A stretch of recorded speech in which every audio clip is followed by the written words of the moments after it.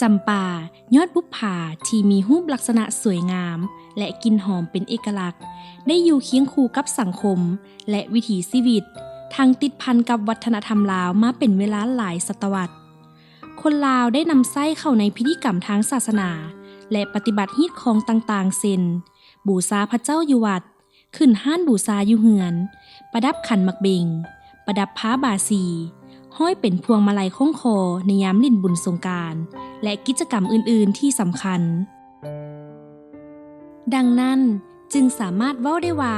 ความผูกพันของคนลาวต่อกับต้นจำปาแม่นลึกซึ้งดูดดื่มและสวยงามที่สุดย้อนเหตุผลเหล่านั้นเองทานอุตมะจุฬามณีและทานมหาภูมิจิตรพงษ์จึงได้บรรจงประพันธ์บทเพลงหนึ่งเพื่อทดแทนความผูกพันระหว่างคนลาวและดอกไม้ที่สวยงามนี้ซึ่งเพลงนั้นมีชื่อว่าจำป่าเมืองลาว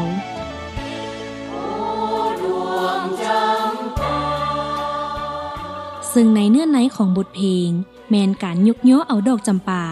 ที่เป็นดอกไม้ชนิดหนึ่งมาตีความหมายออกเป็นหลายเรื่องราวเช่นการเปรียบเทียบดอกจำปา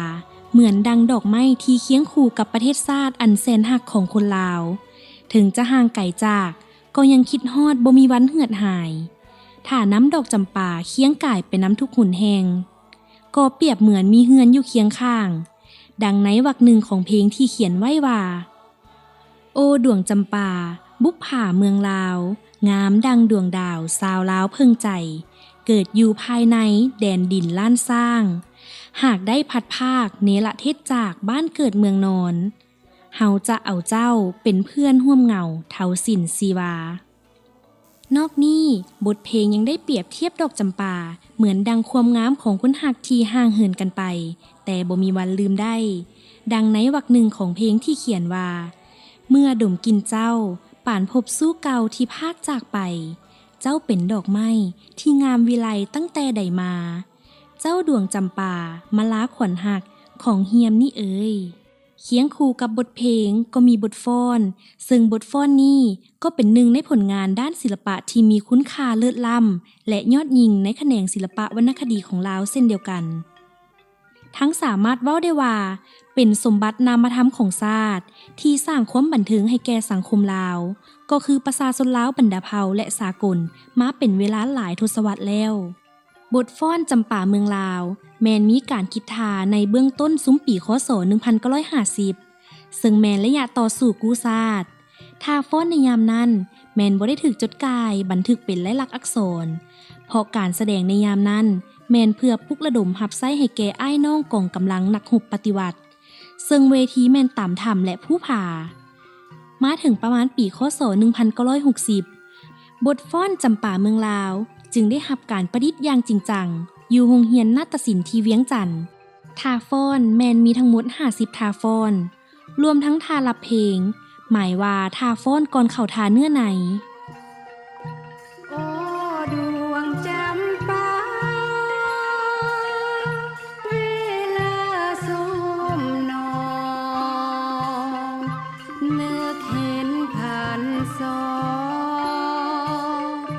มองเห็นหัวใจเฮานึกขึ้นได้ในกินเจ้าหอมเห็นสวนดอกไม้บิดาปลูกไว้ตั้งแต่นานมาเวลาง่วมเหงาเจ้าสวยบรรเทาเฮาหายโศกาเจ้าดวงจำปาคู่เคียงเฮามาแต่ยามน้อยเวลานั่นก็แม่นมีนะยะพอครูอ้วนสุตตธรรมามีนะเยอะลำเสเยอะคำผางเวลานั้นนะแล้วก็มีพวกแม่นี้กับพวกแม่พวกอันนี้แล้วมาเป็นหนึ่งเป็นแบบนะการฟ้อนดอกจำปานี่แล้วแต่ความต้องการของเวทีจนอาจจะฟ้อนเดียวเฮาก็ฟ้อนได้ฟ้อนหมู่เฮาก็ฟ้อนได้และส่วนหลายก็จะเป็นผู้หญิงฟ้อนเนาะการนุ่งถือเนาะเก้าผมนี่มันก็ต่างหมู่แล้วเก้าแบบใด ถึงสิเก้าผมถึงเก้าเงียงซ้ายเงียงขวามันก็มีเอกลักษณ์ของมันเก้าไปแล้วมันมีเครื่องมีคำมีตุ้มหูมีอันนั้นเบิ่งออกไปประเทศอื่นบ่มีแบบเฮานี่เก้าแบบนี้แบบนี้บัดนี้ทำนองเพลงที่จะสูงไปแล้วส่วนหลายเฮาใส่แขนเวลาไปแสดงแต่ก่อนนี่พ่อแม่ฟ้อนดอกจำปานี่บ่ค่อยใส่ระนาดปานใดเด้บ่ได้เอาระนาดเป็นหลักเอาแขนเป็นหลักลักษณะท้องถิ่นเขาสามารถนำไส้เป็นว่างานเฉลิมฉลองงานมวลซืนงานเลี้ยงงานบุญประเพณีต่างๆแต่เขาก็นำไส้บทของเขาไทยเขานี่แหละไปเขาเฮ็ดได้สำใดก็แสดงสำนั้นความจริงแล้วมันมีลักษณะนำใส่เสียงในโครงหางเสียง7เสียงเขาเอิ้นตามสกลเอิ้นว่าเดียโทนิกระบบเสียงดนตรีลาวแท้ๆมันมีอยู่เป็นระบบ5เสียงคือเพนทาโทนิกแต่เพลงตัวนี้เพิ่นแต่งขึ้นมานี่มีครบทั้ง7เสียงถ้าเฮาเบิ่งอยู่ในกามโดก็แม่นบ่มีเครื่องหมายเปลี่ยนแปลงเสียงใดๆบ่มีเพิ่มบ่มีลดดังนั้นเพิ่นเอาในระบบเสียงทั้งหมด7เสียงนี่มาแต่งเฮ็ดให้เป็นโครงหางเสียงหนึ่งซึ่งเป็นเพลงฮู้ก่อนอื่นหมดเขาก็ฮู้เพลงนี่แหละได้ยินเสียงเพลงเขาออกไปฟ้อนเขาก็ว่าเพลงนี้มันเป็นเพลงลาวนักเสพนักเขาก็เฮียนฮู้คือกันเด้พอเจ้าสิไปเสพประเทศนั้นประเทศนี้เจ้าก็เฮียนฮู้เพลงของประจำชาติตัวนั้นก็จะมักตัวใดเขาจะมักเสพเพราะไม่ไปหลายๆประเทศเขาจะเสพเขาจะก็ขึ้นดอกจำปานี่ฟังเรื่อยๆเสพเป็นแบบสากลเขาเจ้าแหละสิมาเป็นแบบคือเฮาบ่ใช่ป่ะด้วยคุณค่าทางด้านวรรณคดีที่ยอดยิ่งและฮิตของประเพณีอันดีงามของชาติโดยปฏิบัติตามการชี้นำของกระทรวงแถลงข่าววัฒนธรรมและท่องเที่ยวบทเพลงจำปาเมืองลาวและบทฟ้อนจำปาเมืองลาว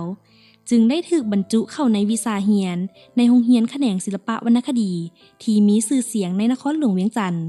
ซึ่งได้สร้างตั้งมาเป็นเวลาหลายทศวรรษจำนวน2สถาบันคือโรงเรียนวิทยาลัยศิลปศึกษาสอนศิลปะดนตรีฮ้องและฟ้อนระดับปริญญาตรีให้บรรดาครูอาจารย์ที่มาร่ำเรียนแต่เหนือฮอดใต้ซึ่งในแต่ละปีจะมีครูอาจารย์จบแล้วกลับไปสอนอยู่แขวงของเขาเจ้าเฉลี่ยประมาณ200คนต่อปีโรงเรียนศิลปะแห่งชาติเป็นโรงเรียนสามัญผสมวิชาชีพที่สอนศิลปะดนตรีฮ้องฟ้อนระดับอาชีพซึ่งนักเรียนที่มาเรียนณที่นี้สามารถไปสอนและประกอบอาชีพทางด้านการแสดงได้เลยซึ่งในแต่ละปีจะมีนักเรียนสำเร็จหลักสูตรออกไปว่าเฉพาะแต่วิชาชีพศิลปะวรรณคดีเฉลี่ยประมาณ50คนต่อปีมันต้องให้มีผู้ถ่ายทอดผู้ที่สิมาเก็บกรรมผู้สำคัญได้หน่อยหนึ่งก็แห่งดีหรือว่าผู้ที่แสดงได้ดีๆกรรมได้เพื่อว่าเจ้าสิเอาน้ำไปเผยแผ่ให้หมู่ตื่นตัวนี้เป็นตัวสำคัญเพราะว่า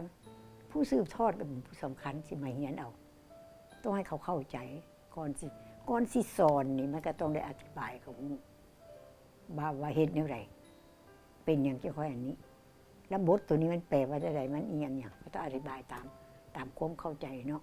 น้องเป็นคนต่างแขวงเนาะน้องมาเรียนนี่แม่นยังบ่ตอนแรกหันบ่ฮู้ว่ามีโรงเรียนศิลปะแห่งชาติเลยมาใกล้สิกลับบ้านแล้วเพิ่นจังบอกมาเรียนต้องแรกบ่เรียนหรอกเรียนไปเรียนมาเกิดมีความมักเพราะว่ามันฟ้อนงามได้เห็นครูอาจารย์นักเรียนทุกคนแต่ละรุ่นฟ้อนงามก็เลยมักอยากเรียนต้องมาเรียนแล้วเป็นครูสอนฟ้อนสืบต่อรุ่นต่อรุ่นไปเพราะว่าฟ้อนนี่เป็นบทที่ว่าภาคภูมิใจของคนลาวการแสดงออกต่างๆมันแสดงถึงความเป็นลาวคนลาวบ่ว่าไว้ใดอยู่ภายในหรือต่างประเทศเนาะก็มีความซาบซึ้งและก็ภูมิใจมีความเอกอ้างในความเป็นลาวในบทฟ้อนตัวนี้ฉะนั้นจึงมีจิตใจอยากเชิดชูและห่วงเห็นฉะนั้นข้าพเจ้าเนาะในนามเป็นครูสอนเป็นผู้ถ่ายทอดบทฟ้อนดังกล่าวข้าพเจ้าอยากให้ยกบทฟ้อนจำปาเมืองลาวนี่เป็นมรดกมนุษยชาติขนาดคนต่างประเทศได้เราอันนี้ก็คือว่าเมียอย่างนั้นเมียทูตเมียหัวหน้านั้นธนาคารเป็นมาเป็นตัวแทนธนาคารลูกธนาคารเอียงเนี่ยอยู่ อยู่บ้านเฮานี่นะแล้วก็มักศิลปะแล้วก็เป็นนักแสดงมาเก่าแล้วเนี่ยแล้วเดี๋ยวนี้เราค้นคว้าเราเขียนปึ้มแล้วก็มาถามแล้วมีอย่างแล้วก็ถามแม่แล้วก็จดแต้มเราจะไปเห็นปึ้มนี่ขนาดคนอื่นเขาก็ยังคิดแนวนั้นละและเจ้าเองนี่เป็นคนลาวแท้ๆเป็นคนที่เป็นเจ้าของอะนะว่าซั่นซะยังสิบ่อยากเอกอ้างตัวเองบ่ที่บ่อยากเอาให้โลกฮู้บ่ บทฟ้อนจำป่าเมืองลาวแมนศิลปะวรรณคดีที่แมนทาฟ้อนที่มีลีลาอันอ่อนซ้อยงดงามมีเอกลักษณ์และได้ถูกจัดว่าเป็นการแสดงศิลปะวรรณคดีที่มีความหมายความสำคัญอย่างยิ่งโดยเฉพาะการแสดงในบุญประเพณีประจำปีงานบุญสำคัญขององค์กรต่างๆรวมทั้งงานระดับชาติดังนั้นมันจึงเรียกร้องมายังประชาชนลาวบรรดาเผ่าทุกทั่วหน้าจงพร้อมกันอนุรักษ์รักษาไว้ซึ่งมูลเสื้อและเจตนารมณ์ของบรรพบุรุษให้มีการถ่ายทอดสืบเนื่องต่อๆกันไปเพื่อให้บทศิลปะวรรณคดีบทนี้อยู่เคียงคู่กับชาติลาวและคนลาวตลอดไป